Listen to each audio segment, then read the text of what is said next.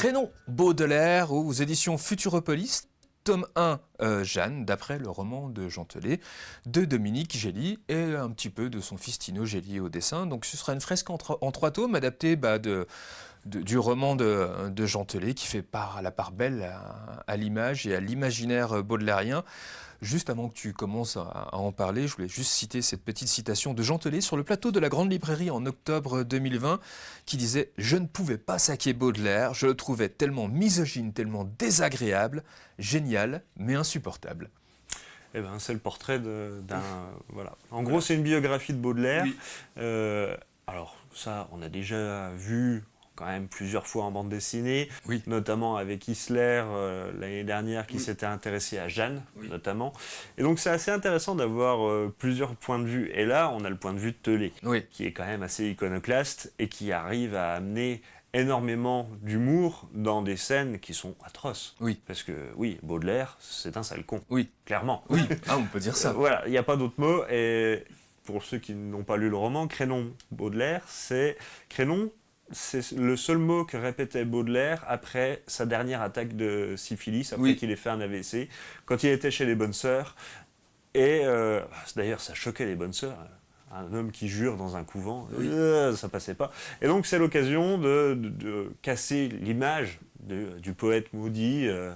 Mais en fait, Baudelaire, c'était juste un gamin insupportable, richissime, qui faisait n'importe quoi, juste pour le plaisir de choquer le passant. Ouais. C'est à la fois très réaliste, parce qu'on a vraiment des passages sourcés de la vie de Baudelaire, et en même temps... C'est romancé. C'est romancé avec Telet qui met de la gouaille, qui met beaucoup d'humour, parce que les dialogues, évidemment, sont de Telet, on ne sait pas ce qui s'est vraiment dit.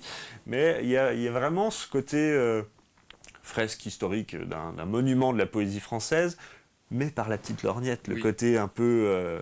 on va gratter là où ça fait mal, on va écorner l'image du mythe, et ça marche très bien, parce que, oui, Baudelaire, là...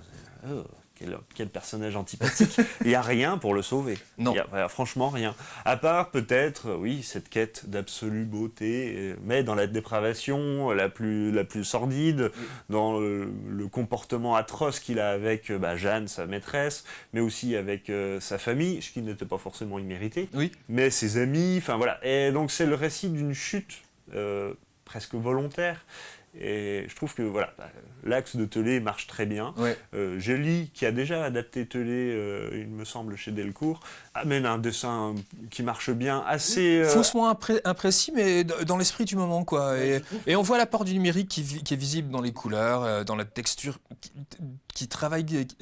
Ça impressionne quand même, que ce soit la beauté d'une robe ou pour la tristesse des bas-fonds de Paris. Il y a vraiment des cases qui attrapent l'œil et d'autres sur lesquelles on glisse plus facilement, ce qui fait que les 200 pages du livre passent très, très facilement. Telet qui a travaillé avec Gély sur l'adaptation avant de décéder. Un bel hommage est rendu justement à Telet par Gély et il espère de faire aussi bien sur les 2 prochains tomes, parce que ce sera en 3 tomes, donc un bel hommage à Jean Telet qui est disparu à l'automne dernier, qui donne quand même envie de relire Baudelaire. Donc ça s'appelle Crénon Baudelaire aux éditions Futuropolis de Dominique et Tino Gély. Tino, le fils de Dominique, on n'en a pas parlé, qui illustre dans le récit quelques poèmes de Baudelaire, mais avec une toute autre esthétique que son père. Ouais, voilà.